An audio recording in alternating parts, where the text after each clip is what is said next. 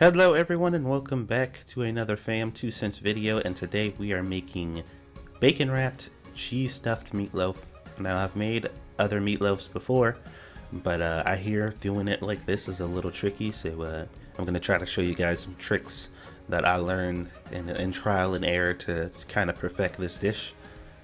So let's get into it. I realized during recording I didn't get a good shot of all the seasonings that you're supposed to be using, so here they are right now. Onion powder, cayenne pepper, black pepper, garlic salt, regular salt, and we're using plain breadcrumbs instead of the Italian breadcrumbs. It's pretty straightforward. You guys are going to start seeing a common theme with the seasonings and stuff that I use. They all kind of are the same for the most part. Sometimes I switch it up or it deviates, but for the most part I use kind of the same seasonings in most of the cooking that I do, so you'll start to notice kind of a pattern here. Now, one of the first things you want to do, as per usual, is you want to chop up an onion. Now the onion is kind of optional because not everybody likes onions in their meatloaf, like while it's baking or whatever, but obviously I put onions in pretty much everything because I don't think I've uploaded a video where I wasn't cutting an onion at some point. So obviously it's going in the meatloaf that I'm making here. If you don't want onions in your meatloaf, then don't even bother with this step. You can completely skip it. Next, you're going to start prepping the meatloaf, getting ready to put all of your ingredients together. Go ahead and toss the eggs in there, the breadcrumbs, and all the seasonings that you plan on using for your meatloaf, whatever flavor profile you like, you can use. I showed you guys pretty much what I use with the exception of the adobo. I threw a little of that adobo in there as a last minute precaution, just because I wanted to make sure that it was flavored through, but I also wanted to make sure that it wasn't too salty, and adobo seasoning isn't very salty at all. It just adds a bit of flavor from my experience. So that's what I did. You want to give it a really good mix, make sure it's mixed well, and that's pretty much it for that step. It's fairly straightforward when it comes to the meatloaf. And if you have your own special meatloaf recipe that you use, feel free to do the exact same thing you do with yours, because it really won't be any different. Alright, the next step is to start getting your bacon together. You want to get a nice deep dish, so that way you can put your bacon, like start lining your bacon around it. You want to leave a pretty decent amount of the bacon hanging out the side there, so that way you can wrap it back around once you put the meat in, and some of that bacon's going to get pushed down as you put the meat in there, so be careful with that. Also, it might be a good idea to spend a little more money on the bacon than you normally would instead of getting cheaper, thinner bacon, because that makes this much more difficult to do, because the bacon really doesn't want to cooperate all that much. But buy what you can afford. Just know that if you buy slightly cheaper bacon, this could be a pain in the ass for you, because it kind of was for me a little bit. But you know, cooking on a budget, it is what it is. You kind of have to do what you got to do. But also make sure that your bacon is nice and cold, so it doesn't get all kind of sweaty and you have a hard time, like it gets all stretchy and stuff, and you really have a hard time placing it down. So be careful with that. But essentially just do what I'm doing here. There's gonna be some overlap, which a lot of people think is a problem. That's not too much of an issue, honestly. If you have a bit of overlap, it's fine, especially on the bottom, because you want to reinforce that just a little bit, because that's what the meat is going to be resting on. So that shouldn't be a big problem to you. Just make sure that all the sides are equally covered, and when you go back to wrap the bacon around the meat once it's done, it's getting around the whole thing, because you don't want to leave anything exposed. So forming the meatloaf after the bacon is pretty simple. You're basically just going to put meat on the bottom, whatever cheese you like in the middle. I use cube cheese, but you can use whatever you want. Shredded cheese, sliced cheese, whatever it is you have on hand, you can do that. And then another layer of meat on top, and then you're going to fold the bacon over. It's pretty straightforward, nothing too complicated to it. Just make sure there's enough room for each one of the layers as you go through this.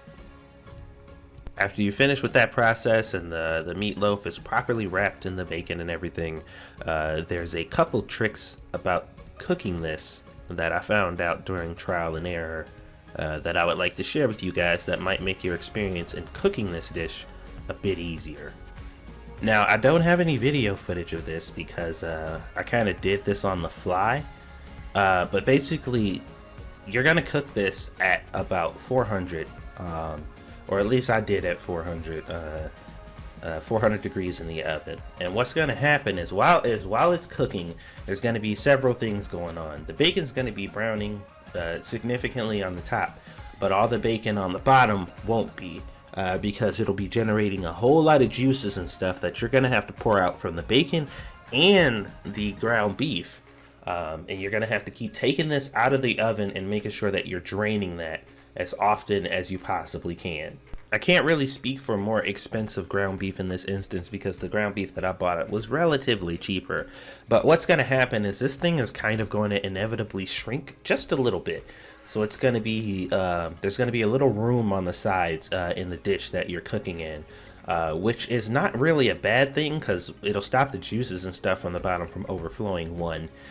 2, and it'll give you a good chance to be able to drain it. So you want to get like 2 oven mitts or whatever, and maybe every 5 or 10 minutes head in there in that oven, take the meatloaf out and drain all the excess juices and stuff that are in there, because you want to give that bacon underneath a chance to brown as much as you can while it's cooking. You don't want it to boil, essentially, because that's what's kind of gonna happen. You want it to bake. So every chance you get, like I said, 5 or 10 minutes, head in there, drain those juices out. And what's gonna happen is about 10-15 minutes before you feel like it's done, maybe even 20, honestly, before you feel like it's done, you're gonna take the meatloaf out of the pan, of the dish completely, and you're gonna put it on top of a rack so it can finish cooking on top of a rack in the oven. Now, what this is going to do is it's going to give the bacon a chance to kind of stick to the meatloaf, because everything's kind of going to be shrinking and constricting, so the bacon will be stuck to it. So at this point, you could probably just, after you drain all the juices out, flip the dish over, take the dish off or whatever, and then flip the meatloaf over and put it inside of, back inside the oven on a rack.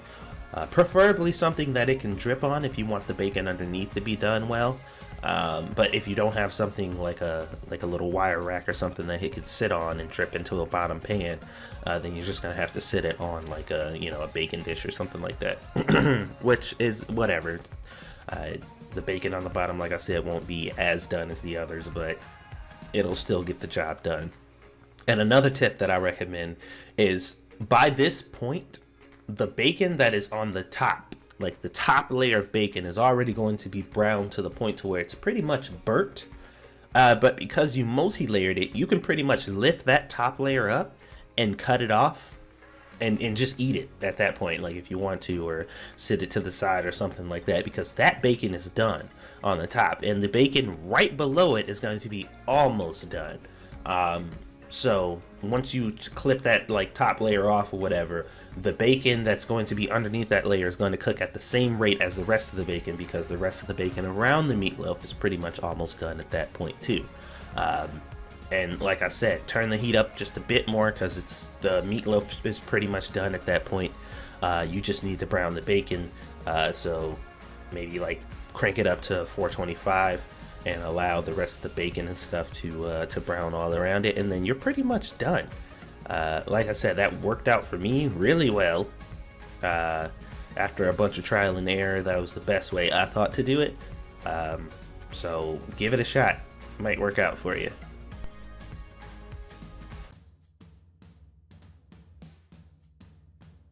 And after all that is said and done, your finished product should look similar to this. This is about the result you should expect from following the steps that I told you to. I do realize that not having that video footage in this video to show you exactly what to do in order to kind of perfect this and make it as close to this as possible is a bit of an issue. I do apologize about that, but as I said, a lot of this stuff I was doing kind of on the fly, just to kind of try to figure out exactly how to perfect this and make it right. But maybe I'll do a separate video on since this is the making of it in general and just how to do it. I'll do a how to perfect it video to really focus on the activities that are happening in the oven, so that way you guys can see it.